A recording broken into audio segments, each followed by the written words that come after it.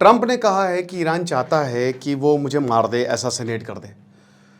और ट्रंप कह रहे हैं कि ईरान प्लानिंग कर रहा है ऐसी। मैं तो कह रहा हूँ कि भाई ईरान दुनिया का तुम सबसे, मैं बता तो रहा हूँ कि बहुत भला होगा तुम्हारा अगर तुम ये काम कर दो।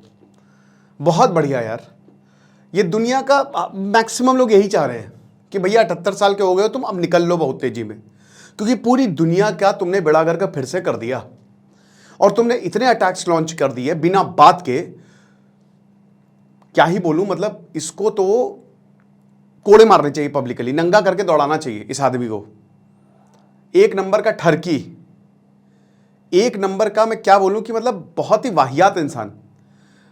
मार्केट भयानक क्रैश हो गई है। और दोस्तों मैं आपको एक बुरी खबर देता हूं, ऐसा लंबे समय तक होने वाला है, क्योंकि रिपोर्ट्स आ रही हैं कि अमेरिका एक लंबे वॉर के लिए तैयार है। तो क्या हुआ है, चलिए एक एक करके जानते हैं। आशा करता हूं आप सब बहुत अच्छे होंगे। मेरा नाम है सिद्धांत अग्निहोत्री, स्टडी ग्लोस पे आपका बहुत बहुत स्वागत है। एसएससी की जो कोर्स है वो शुरू हो चुका है। एआई के थ्रू हम एसएससी की तैयारी करा रहे हैं, बहुत ही यूनिक कोर्स है। अब हम इस बैच को बंद कर देंगे, तो डिस्क्रिप्शन कमेंट बॉक्स में लिंक है। कल से क्लास शुरू हो गई है, कल दूसरी क्लास है। तो दोस्त एक चीज अब समझ में आ गई है कि दो पॉसिबिलिटी है, या तो डोनाल्ड ट्रंप का ईगो, 14 पॉइंट प्रोग्राम जो इन्होंने लॉन्च किया, इस पे जम के ट्रंप को गालियां पड़ी, जम के गालियां पड़ी कि तुमने किया क्या है। तो डोनाल्ड ट्रंप का ईगो भाई सेटिस्फाइड नहीं, डोनाल्ड ट्रंप ने हमले कर दिए। दूसरा पॉइंट जो मैं आपसे बहुत लंबे समय से कह रहा हूं, America was buying time. America time buy कर रहा था। अलग अलग रिपोर्ट्स थी कि अमेरिका बहुत लंबे समय तक युद्ध में सरवाइव नहीं कर पाएगा, ये रिपोर्ट्स थी। अमेरिका सही मौके का इंतजार कर रहा था, उसको सही मौका मिल गया है। अब भाई चाबहार पर हमला किया है, भारत के इंटरेस्ट पर हमला किया चाबहार। अब ये जो चाबहार आए तो आप क्या गाई लेकिन ये जो हमला हुआ है चाबहार पे, कितना नुकसान हुआ है अभी इसकी पुष्टि नहीं हुई है। ईरान ने धर के गरिया अमेरिका को, बोला कि 14 लोग मार दिए गए हैं, आर्म्ड फोर्सेस मतलब सोल्जर्स मारे गए हैं। शुरुआत हुई थी अभी स्ट्रेट ऑफ हॉर्मुज, ईरान भी कुछ कम थोड़ी ना, इन्होंने भी स्ट्रेट ऑफ हॉर्मुज पे 3 टैंकर्स पर हमला कर दिया। तो भाई आंख से तो ये भी खेल रहे हैं। तो अमेरिका ने बोला कि भैया ऐसा चलेगा नहीं। और देखिए ये भाई ये सीज फायर कुछ नहीं है। डोनाल्ड ट्रंप ने साफ साफ बोला है कि पीस डील इज ओवर। और उसके बाद फिर ट्रंप ने बजा दिया। अब ईरान पता नहीं कौन से 7वें आसमान पे है, क्लाउड 9 पे है, कि उसको क्या लग रहा है, कौन उनको सलाह दे रहा है, भाई तुम्हारे पास एक पीस डील है, अपनी इकोनॉमी को बढ़ाओ, युद्ध करोगे तो मरोगे तुम आज नहीं तो कल। देखिए ईरान का जीतना बहुत मुश्किल है। हाँ ये जरूर है कि वो नुकसान बहुत करके जाएगा अमेरिका का, बट इससे सिर्फ अमेरिका का नुकसान नहीं होगा, पूरी दुनिया का नुकसान होगा।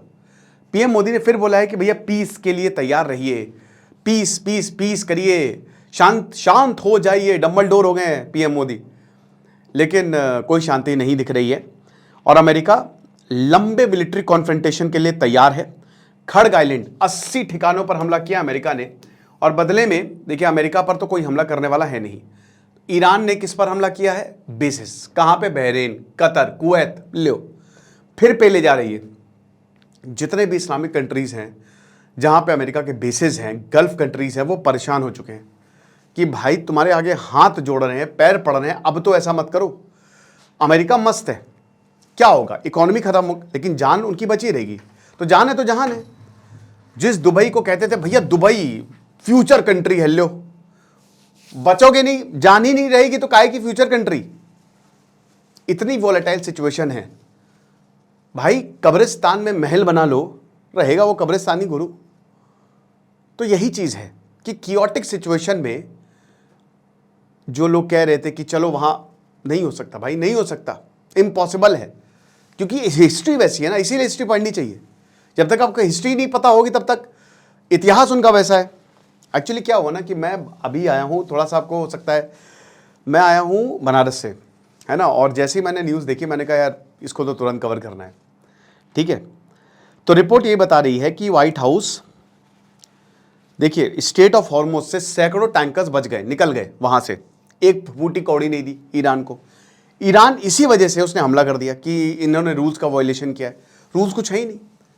सीज फायर भी टेम्पररी 2 महीने का, वो तो बैठना था, लेकिन तब तक ट्रंप ने बोला भाड़ में गया, कोई सीज फायर नहीं है, जाओ भाड़ में जाओ, ऐसे की तैसे कुछ और बोलने वाला था, ऐसी की तैसी तुम्हारी।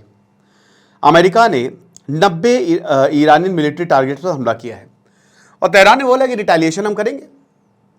अलग अलग रिपोर्ट्स में ये दावा था कि ईरान के पास अच्छे खासे हथियार हैं और अभी ईरान ने अभी आधी मिसाइल मारी है।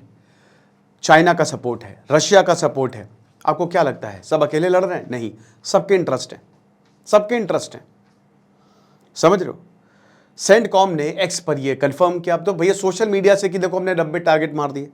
अमेरिका को जस्टिफिकेशन देना पड़ रहा है क्योंकि उनको पता है कि ईरान का जो प्रोपेगेंडा है, इंफॉर्मेशन प्रोपेगेंडा, वो कितना खतरनाक है। भैया अली खामेनी को इराक उनको ले जाना था, उनके शव को वापस ईरान ले आए कि वहाँ पे भी ना हमला कर दें। तो ये हालात है इस समय। कुल मिला के बात ये है कि अमेरिका का बड़ा हमला हुआ है ईरान के ऊपर। अब दोस्तों ये युद्ध की शुरुआत है और अब मैंने बोला था कि अगर ये दूसरी बार सीज फायर की बातचीत हो गई, नेटो के मेंबर्स मिले, जॉर्जिया मेलोनी और सब कुछ हो गया, अब पता है क्या होने वाला है। अब ये लंबा चलेगा युद्ध। अगर ट्रंप थोड़ी सी भी उनको सद्बुद्धि है तो रोक देंगे युद्ध को, नहीं तो आप देखिएगा। आपको क्या लगता है आप मुझे कमेंट बॉक्स में जरूर बताइएगा। Thank you so much.